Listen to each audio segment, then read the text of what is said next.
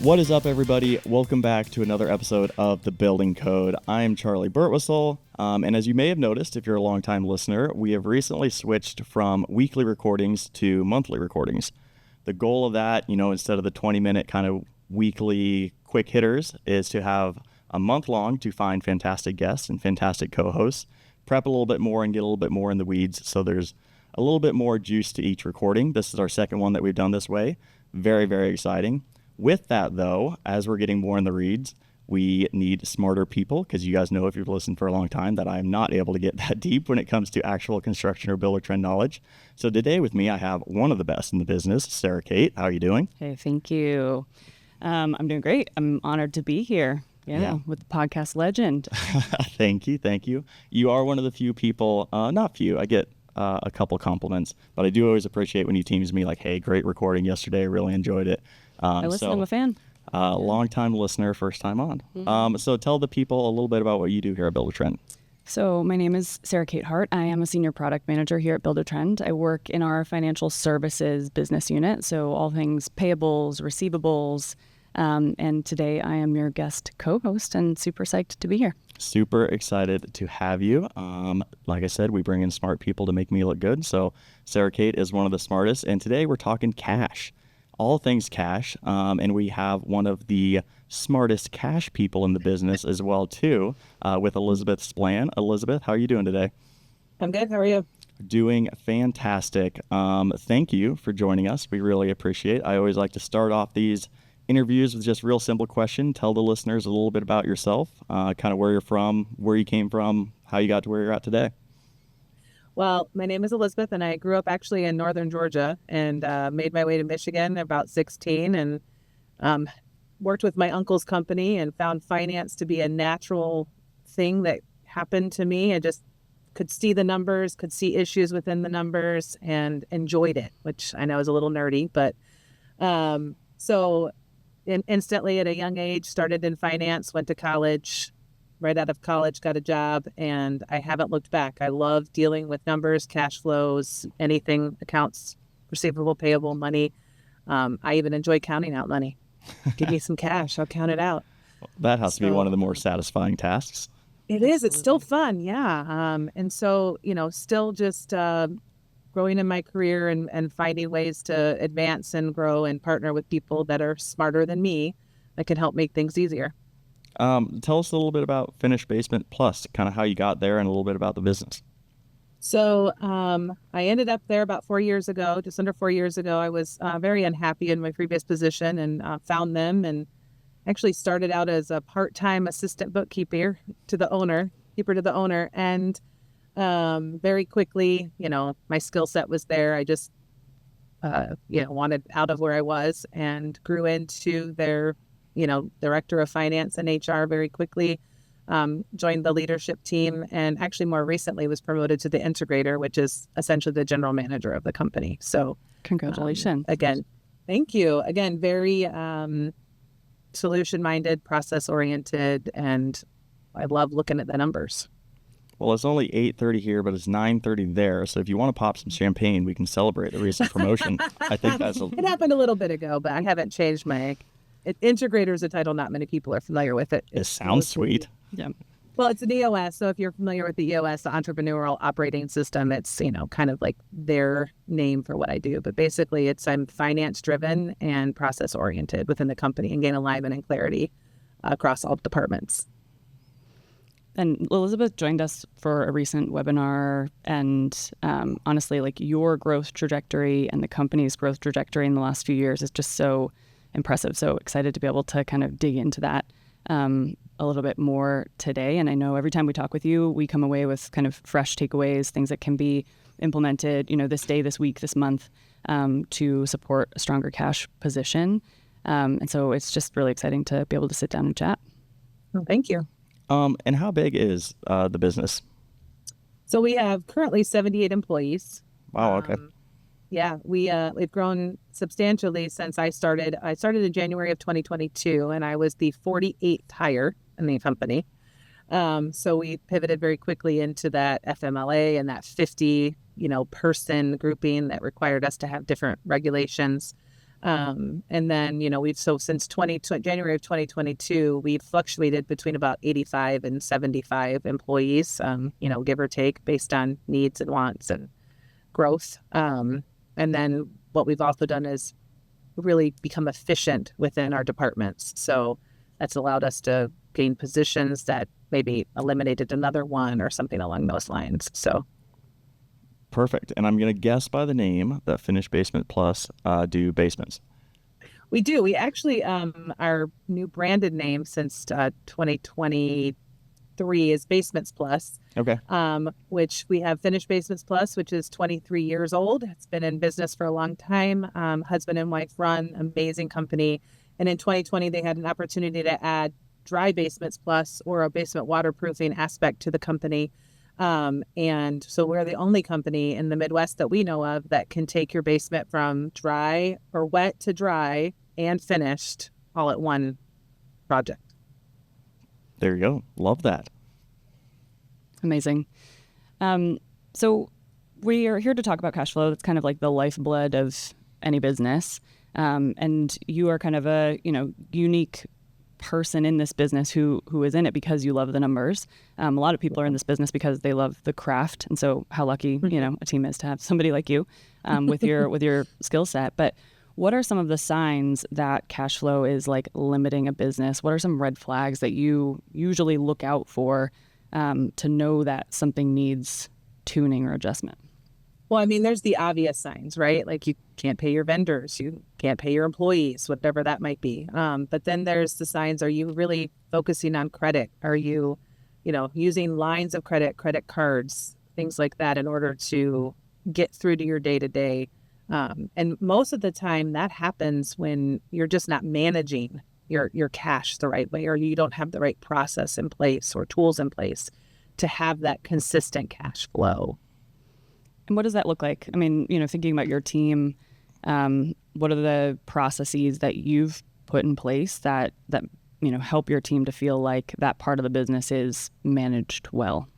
So, if you have high receivables, you want to make sure you have a good process around when are those due? What is the collections? Do you have a 30-day? We went to with using Buildertrend and having it being very transparent to the client, right? So the minute an invoice is released, they're notified one way or the other, text, email, both. And then that becomes a sense of urgency on their part, right? This is due. You get a bill in the mail, it's due, you pay it. So, allowing them to have a sense of urgency and having good draw processes. If you're in any builder, you're going to have a draw, whether it's a deposit and a final, or if you have a longer project like we do, we have 5 draws within our company. So that's to ensure our cash flow continues to be steady. So, if you think about it in some regards, the scheduling deposit for one customer might be completing a project of another customer's so that we have seamless cash to do everything we need to do. So the biggest thing that, it is making sure you have strong guidelines, processes, draw schedules, however you want to, talk about it. Expectations with your customers are huge. Make sure it's in your contract and it's clear for them to see what's coming. And then, shorter timelines. Most people in the construction industry know you've outlaid funds. You've spent this money already, and you have to order or whatever it might be. You have labor. We haven't had any issues with customers. We don't even have a receivable issue in any way, shape, or form with the clarity that between Buildertrend and the expectations that we set up front, happen. So just having that good process in place, that is the number one thing. Cash will come if you have good processes to support it. Gosh, I love that. I'm super interested to hear a little bit more on the draw schedule that you outlined. Is that something that's consistent for every single job that you do, and you set the expectations up front? And kind of second part of that question is, if so, how did you align on, the five draws per job? Do you ever iterate or tweak that, or is that all Excel spreadsheets in the background? Sorry about that. So actually, when I started there, we had a 2020, like just a consistent 20% draw schedule. And our change orders, for example, with basement finishing, we have lots of change orders, it just happens in construction. And whether the homeowner has, something when we demo that comes up, or they want to upgrade, right, from the sale. And when we were looking, we actually had cash flow issues when I started there. And it was simply just we didn't have the right draw schedule and we didn't have change orders dealt with properly. So what we did is we adjusted our draw schedule to a 20% scheduling deposit, a 20% upon measure, a 30% at trim. And then, I'm sorry, I messed up. It's 20% scheduling deposit, 20% measure, 20% at start, 30% at trim, and then a 10% at completion. So basically, we're getting 90% of the job before we're done, which helps with cash flow, helps with collections at the end, that we're not at the end of a project and the homeowners aren't going, oh, I don't have the $25,000 to pay you now. And then we still were kind of struggling a little bit with maybe, the consistent cash flow on the jobs. And I took a look at where our receivables were really sitting, and I couldn't run a valid cash flow report because the change orders were coming over into my accounting software, but not due for 6 or 8 weeks because we had them due with your trim draw, right? So we pivoted our contract and changed it to being due upon acceptance. The minute you decide on this change, we're going to place an order for that upgraded granite or countertop. They're going to charge us for it, so we're going to ask you to pay for it. We have had 0 cash flow issues since those 2 changes have been made. It has been, I said it in the webinar and I'll say it again because it was fun. I used to check the bank and just try to make sure, and we had it and I was constantly on it. Now I can go in and check our bank for fun. Which is so cool. Yeah. And I mean, I'm curious, like, obviously that helped your cash position, but what was that like with, resetting client expectations? How did that change go over with your clients? So it was a real simple rollout on our end. We had an existing contract that, again, and I didn't answer that question, I apologize, but our contracts clearly state our draw schedule. They're discussed at the sale process. They're discussed at the selections process. They're discussed when our project managers come out for the measure. And then obviously they're crystal clear through Buildertrend, right? It literally says it within our finance tab in Buildertrend. But when we decided to pivot, we picked a date, we changed the contract. And from that day forward, those contracts were this way. A little bit of a, struggle in managing that because we had half of our jobs that were finishing up this way and then the half of our jobs that were starting another way. But from a customer standpoint, they didn't know any different. So anybody who signed after, I don't remember the date that it was, but we'll say December 1st, had this draw schedule, and anybody before had the previous one. Very quickly it showed that we had made the right decision and how things just continued to ebb and flow. So again, it's about knowing what your business needs are, understanding your ordering process. How long does it take to get your cabinets or whatever product or inventory in that you need to get? What are your terms within those companies? Like, is it a 15-day, 10-day? Is there a discount? And then you just have to figure out what draws or what income base you need to make that cash flow comfortable for you. Yep. And I'm kind of curious to hear, I mean, maybe an opportunity to brag a little bit, but you all have made some changes that it sounds like were the right changes for your team and your business and your clients. And I'd be curious to hear a little bit about, the growth you've seen, if you've seen growth in the last couple of years on, following those changes that you've put in place. So, yeah, in the last year, we've had that change for about the past year. And one of the things that, was a concern in the beginning was asking customers to pay their change orders basically before their project started, right? And I think out of our average of 155 basements that we do a year, there's maybe been 3 customers that even questioned why. I feel very strongly we're a very honest company where we provide a lot of clarity. Everything is there to see, your contract is detailed and, everything you want. We draw up the plans, we send them to the homeowners. There's no hidden agenda. So with that piece, we haven't had too many people question it. And what I think it's done as well, as far as growth, is we did have a record month in June of this year in sales. We hit 2 million in sales in 1 month, which for us was, the best we've ever done. Awesome. So yeah, it was awesome. I'm very, very excited for that. And, again, I think a lot of that goes, we've done tons of changes, not just in the finance department, and just training and people understanding, our vision. And we want to deliver a remodeling experience that no one else can. That's the main heart of our company. And it's in everything we do, from the sales department, our marketing department, and even finance. When they call in and they're confused about a change order, confused about an invoice, don't understand something, our job is to make sure we provide clarity for that and that they feel comfortable. Let's be honest, most of the time they're giving us very large sums of money each time, right? In this industry, things are more and more expensive.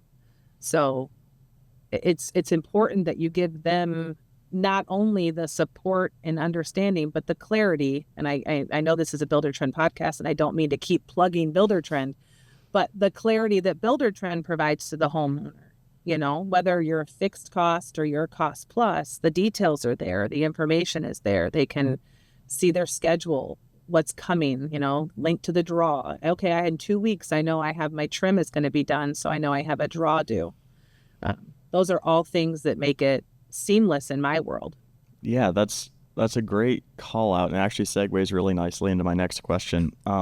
At first, I wanted to double back and say I checked the bank just for fun is an awesome line. Not something I can personally relate to. That's an awesome line to drop there. But I was going to go off that a little bit and talk about, from a visibility standpoint, what are the main things that you're checking, every day, every week, to ensure that the business is in line? And off that last point, what are the things that the clients are checking every day to make sure that they're paying when they need to? And if you could just expand on that a little bit more, I think visibility is really important when it comes to cash flow. So from a business standpoint, I kind of have my parameters set of like what my minimums are, where my comfort level is within the bank, within the receivables, payables, etc. And that's kind of really a formula that you need to work in within your own business, something that you have to make sure, what's your average payroll? So the visibility there is kind of, if you haven't calculated your break even, for example, what is that minimum you have to have every single month to pay your bills and potentially make a profit? Because that's what we're in business for. Let's just be honest. But, from the visibility standpoint, you just kind of have to come up with, what are your minimums? Where's your safe spot? And I've created a couple of things within our bank where we have a minimum balance in one account, the rest sits into another account, so that I can very visually see, okay, I have this and I have this over here, and I know I have these. When you look at it, your weekly, monthly, however you do your cash flow and your balance sheet reviews, right? What you need to pay out, what you have coming in. It's you kind of have to have this little formula in place. And if you don't have somebody in your company that can provide that for you, any real accounting person can help you with that. And it's a really valuable tool. From the customer standpoint, could you kind of re-ask your question, because I wasn't following the visibility there? I have a really bad habit of asking like 2 or 3 questions all at once, like really detailed questions. So I'll put the hand up on that. I was asking, you mentioned that, with Buildertrend, your clients that you're working with have more visibility into when their projects are getting done. And I was just wondering if maybe you could note a couple specific things that they're checking, like, are they checking when are payments due, or are they checking the schedule? Like, do you guys upload photos in there, or what does that client experience kind of look like? So we use Buildertrend in every possible way that we can currently. We still don't utilize it fully. It's, one of the next steps. I laughed, I said, my webinar, I'm like, maybe I can come out to a Buildertrend university. But we utilize it from the start of the job. They'll get an invitation to create their Buildertrend account. They'll have their selections meeting. All of those are entered within Buildertrend, approved by the homeowners. Again, transparency. They know exactly what they can expect. Oh, which color paint did I pick? They can go right into their Buildertrend and see that.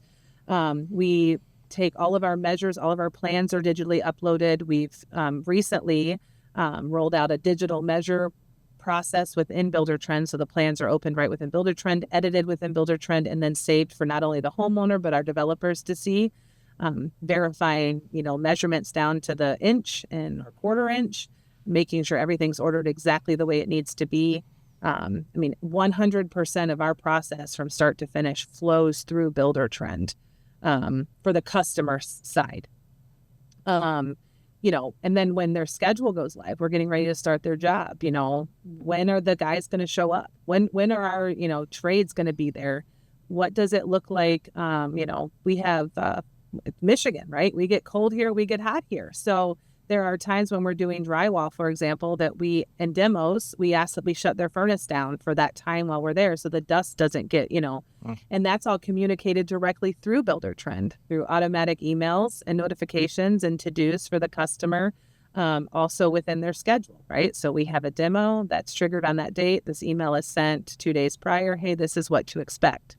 So I think the unique thing that we've been able to do is really maximize the tools that Buildertrend provides, so that the customers don't have questions. They're so informed. That's why they're confident in making that payment when we release that draw.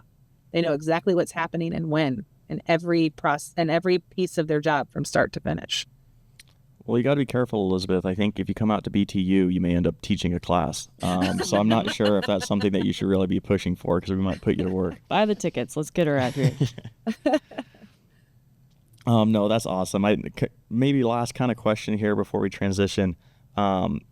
You guys clearly have your ducks in a row, and it sounds like you've implemented some changes and are continuing to change. I think cash flow is something that a lot of the builders that I've talked to, even on the podcast, struggle with.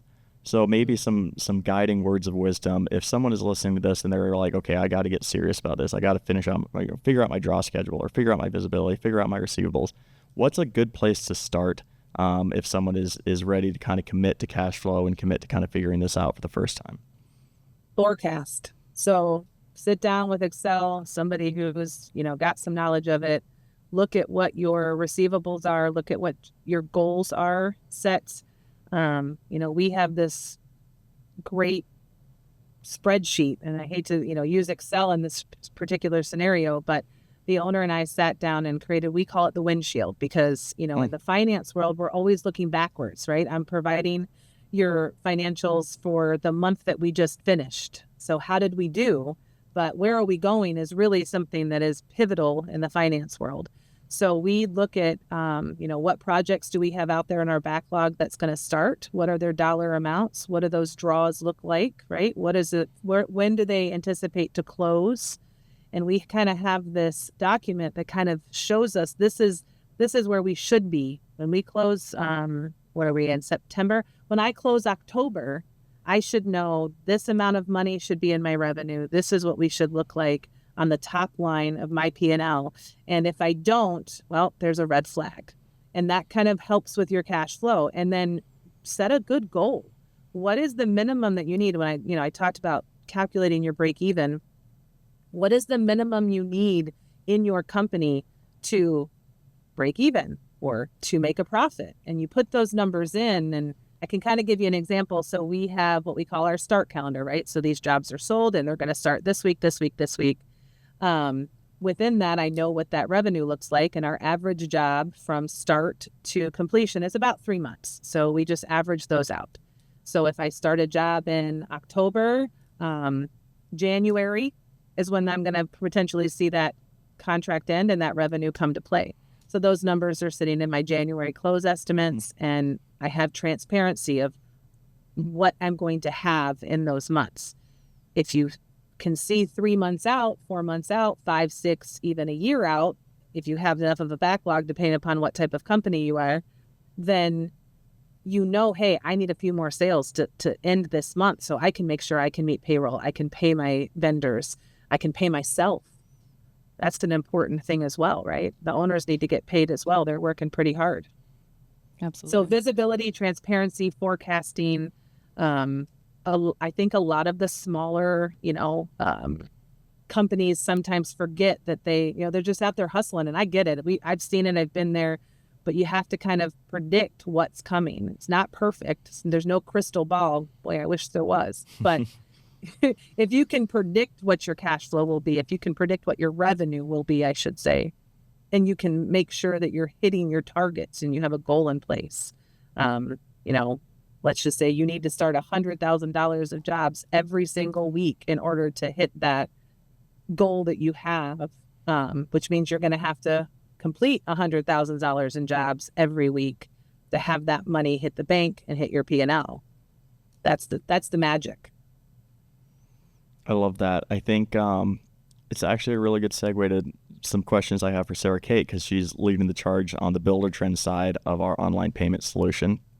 Numbers in Excel of what you should be getting paid is one thing, but actually collecting on those payments and seeing that cash come in is another, and both equally important. So maybe before I start grilling Sarah Kate with some questions, Elizabeth, can you tell us a little bit about your receivables solution or process today, and how you're actually collecting those payments from customers? So our receivables process is 100% through Buildertrend at this point. The draws are set up, again, at the very beginning of the job, released to the homeowner. The expectation is set for the due date to be within that week that it's released. We say 7 days, but we make the due date whatever that, like, for example, if it's around their start, and the start is deliver of materials. So whatever day that material delivery is set for, Monday of that week, we release any of those payments or any of those draws. So if the delivery is Tuesday, their due date for that invoice is Tuesday, because we've now met that contractual obligation, right? That's that draw point we've set. And again, the expectation is just for them to pay it. And because, again, I feel like it's a shameless plug, but it's the truth, because Buildertrend makes it so easy. And we only allow ACHs, to be transparent. We don't do credit cards through Buildertrend. Again, large lump sums of money, those fees are high. But with an ACH, it's $15 max for them to pay via check through Buildertrend. And, it's the same as checking out on Amazon. It's super simple. It's convenient for people. And, everybody has had experience with an online payment at this point. So they don't think anything of it. It's the same thing as going in and checking out, like I said, on Amazon or buying something online. So the expectations are set early, like I said, and Buildertrend and Basements Plus make it easy for them to just make their payments. There's no confusion. Yeah, I love hearing that. I think, like I talked a little bit about this before we started recording, but doing this podcast is my favorite part of my job, because we get to hear real life experiences and directly from our customers of how our solution that we spend 40 hours a week talking about of how to improve is actually making a difference. And Sarah Kate, on the product side, I know you guys talk to customers constantly and try to figure out how to constantly improve our online payment solution. It's definitely something that's getting a lot of attention right now inside the four walls of Buildertrend HQ. So I'd love if you could just give a little overview of why we're so dedicated and focused on our online payment solution on the product side. Yeah. I think, Elizabeth, you highlighted the importance of a best-in-class client experience. That is kind of what allows you to get the money in, that allows you to keep your jobs running. But I think the reason Buildertrend is so focused on cash flow and on being able to facilitate those payment moments is that cash rules everything around me. It's that old adage, cash is the blood, the lifeblood of a construction business. If it unravels, so does everything else. And so, we want to make sure that our builders using Buildertrend aren't missing vendor discounts, aren't upsetting the subs and trades they work with because of late payment, aren't spending valuable time that they could be spending on money-making activities, chasing down payment.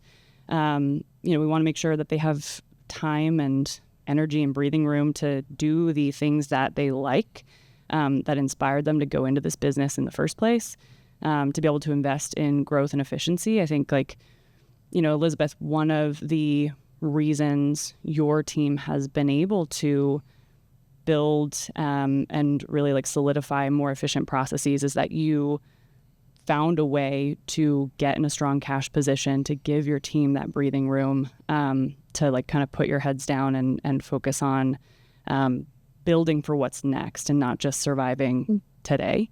So I think, it really comes down to our customers can't maximize the tools they're using or their use of those tools, one of them being Buildertrend, if they don't have a strong cash position. And so we, as, one of those kind of critical tools for a lot of our customers' businesses, want to make sure that we're supporting them to get to that strong cash position. So yeah, I'd say that's why it's such a strong focus for us. We want our customers' businesses to be successful. their success is our success. And cash is kind of the foundation for it all. Yeah. I mean, ultimately, the faster you can get the payments in and the easier you make it, the more you'll have. Yep. Simple as that. Yep. What are some of the kind of recent changes that you guys have been making? I don't work directly with the payments team a ton, but I hear a lot about it constantly. You guys are all scurrying around the office doing important things all the time. So I'd love to just hear a little bit about kind of where we started, where we're at now, and maybe what's next. Yep. The whole team's been scurrying around the office this week. We have, largely largely remote team, and it's been great to spend the last 4 days all together here. But I would say, there are a lot of ways to move money. Not all of them are built into the system builders use to run their jobs. And so when we think about, what really makes the difference for teams using Buildertrend, it's that kind of like integration with the job management platform. So managing cash in, managing cash out is like a huge part of keeping jobs running. Builders are using Buildertrend to keep their jobs running. Everything in one place just means payments become part of the workflow. And part of the workflow means, it's less effort. There are fewer errors. There's better visibility. There's better opportunity, Elizabeth, to your point, like there's better opportunity to take that good information and use it for forecasting, use it to project future growth, use it to like look out for landmines and that kind of thing. And so I think we've really been focused on the workflow piece of this all. Payments is part of how you run your business. It's not just a transaction. And I think, that goes for the client experience too. So how convenient to be able to pay from the same portal I use to keep up with what's happening on the project, and to be able to do so anytime from anywhere. And so the embedded piece and really like the experience around receivables and payables is a key focus to make sure that all the pieces are in place for that alignment to happen without added overhead. And so often like we'll talk to clients when I say clients, I'm talking about builders, but we'll talk to builders who say, my customer's out of town. I'm following up over and over again. I'm driving around chasing checks. I don't know where my money is. And we take those stories and we look for kind of common threads. And there are some like very, very clear, consistent points of frustration. And that's where we will focus. And so it's now, easier than ever to create invoices from job financials, whether it's a draw like your team is doing, Elizabeth, that you set up at the start of a job and everything's tied to your schedule. And so you have that, kind of visibility going forward before the job even kicks off, or whether it's an open book invoice where you're pulling all of your actual costs into an invoice and presenting those in a clean way for your client to understand, or a change order that can be paid, right away when it's approved. We've really been focusing on kind of those, the invoice creation, and making sure that is quick, and that you are utilizing information that already exists in the system so that you're not double entering, manually entering, putting yourself at risk of like inconsistent records. And we've kind of doubled down on the client notifications and automated reminders. I think, there is no person, no matter how great they are, they could be the all-star on your team, but like no person is going to be as consistent as an automated system. And the consistency is huge. Like you're not going to get paid routinely and predictably on time if every time your client has something to pay, the experience for them is different. And the way they're getting notified and the way they're getting reminded and when they're getting reminded is different. And we've made sure that like the client checkout experience is best in class, that it is, like you said, not unlike making any other purchase online, that it's secure, that it's professional, that it has our builder's branding, that it offers the payment methods that make the most sense for this industry, that it can be, that I can make a payment from my car on the side of the road, or from vacation halfway around the world, or from my computer at work. We've also, heard, Elizabeth, I know your team isn't offering credit card payments because that's not what makes sense for your business at this moment in time.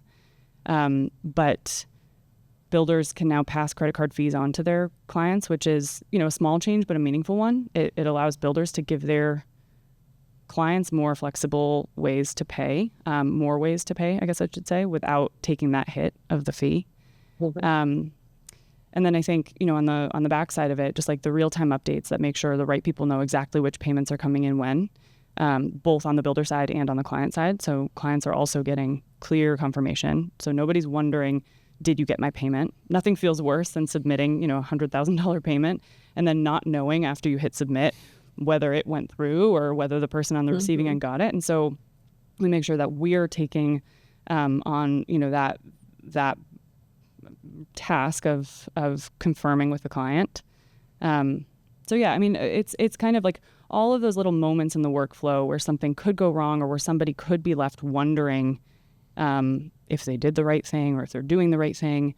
And the result really is like faster, more predictable cash flow. And I feel confident saying that because Elizabeth has also, said this on this call. And it's always so awesome to hear customers reiterate what we think is happening, what we think the value is. That in fact, that's coming true in their day to day. Builders using Buildertrend payments are getting paid 3 times faster, which is really, really amazing to see. I mean, that's often like a full week to 2 weeks before I would if I were waiting on a check or if I were tracking my payments in some external system. And that kind of cushion is leverage. And so like going back to cash flow makes a huge difference when it comes to paying subs, when it comes to getting those vendor discounts, when it comes to like being able to keep things on track when surprises come up, to not get completely derailed. And then, the investments in growth. Well, yeah, Elizabeth, you hit on it earlier. You're not just collecting that cash and wanting to get it quickly just so it gets sit in the bank, right? You're using it to grow and scale and pay people and start the next job. So while 1 to 2 weeks may not, I'm going to get it eventually. It's like, no, you need it now because we're getting ready to do something else right now. Right.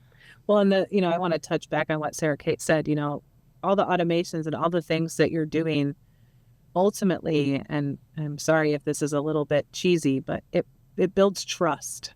And your vendors have to trust that they're going to get paid, and your customers have to trust why they're paying you. And that's the piece that Buildertrend offers from, again, visibility, what they're getting, their schedule, right to their payments, and their releases of those invoices.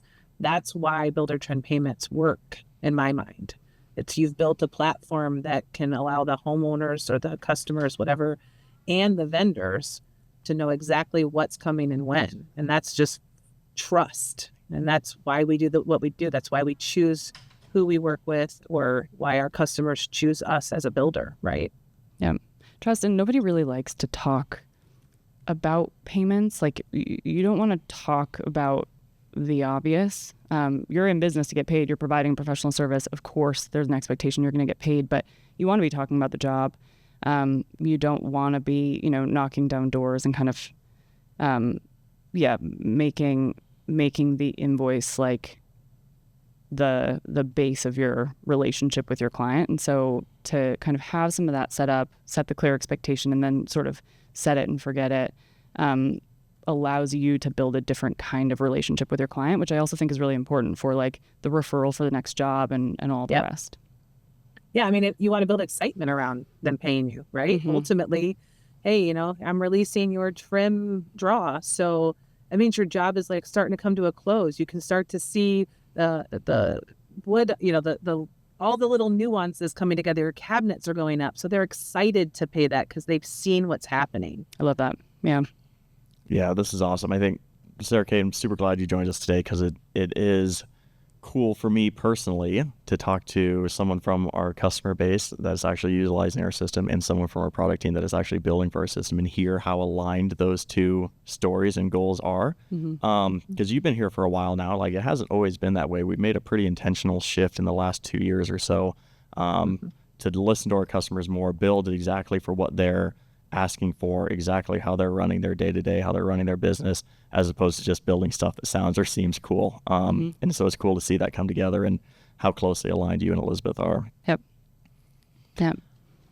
Okay, new segment. Part of these new hour-long episodes that we get the opportunity to do is listener submitted questions. So if you guys follow us on Instagram at The Building Code, I think is it. If not, I apologize. Or email in at podcast@buildertrend.com. Feel free to submit your questions and we'll answer them live on the podcast here. So we have two for today because I know we're already running up on time. As always, I think we're going to have plenty of time with an hour and then it just flies by. A testament to how interesting you are, Elizabeth. So thank you for being a great guest. Thank you. First one for you, Sarah Kate. How does Buildertrend help make invoicing less awkward with clients? I love when invoicing is described as awkward. I guess I kind of alluded to that too when I'm like, you don't want to have to talk about invoicing. But Elizabeth, feel free to jump in here too. But I think, part of it is your jobs live in Buildertrend, and Buildertrend is where your clients are going to get updates about that project. And you have an opportunity with that portal to make the draw schedule or your payment schedule visible from the start and to communicate that at the start of a job. So I think like expectation setting is a big first step, and really owning that payment schedule. And then I think, like consistency and professional delivery is a big piece. The last thing anybody wants is to be surprising their clients, or to be switching things up on their clients, every month when it's time for the next payment, or to get questions about an invoice where it's like, hey, are you sure you're supposed to be billing me for this? Or this is missing something. I was expecting to be, billed more this month, or seems like you included the wrong thing. Like nobody wants those those kind of hiccups to come up. So I think really like establishing a process and following that process every single time, no exceptions, is kind of the key to make sure that like the invoices you deliver are accurate, that they look professional, that they arrive when they're supposed to, that your client, knows what email, what text message to look out for. And then like let us take the reminders on, so like we will, if the client doesn't pay right when they receive that invoice, even though most do and they can, like we'll remind them before the deadline. We'll remind them on the due date. We'll remind them after if they've forgotten. And so like some of that follow-up can be a little bit awkward. I'm assuming that's, kind of where that question comes from. And to have a system, take that on for you is probably a big help. Love it. And I love what Elizabeth, you said right before that as well too, is like tying it to the exciting parts of the job, of like you're not just paying just to pay, like this is now done or this is getting ready to be done, and having that through the same system where they can actually see those updates happening makes it a fun, exciting moment, not a oh shoot, more money moment. I guess because you've built trust and provided transparency. That's the key in my mind. I can't express that enough. Don't make it awkward. It's only awkward if you're not laying it out there for them. Cool. Second question submitted was for me. Why did the podcast switch from weekly to monthly episodes, and what excites you most about the change? I think today's episode is actually a great testament to why we wanted to make this change.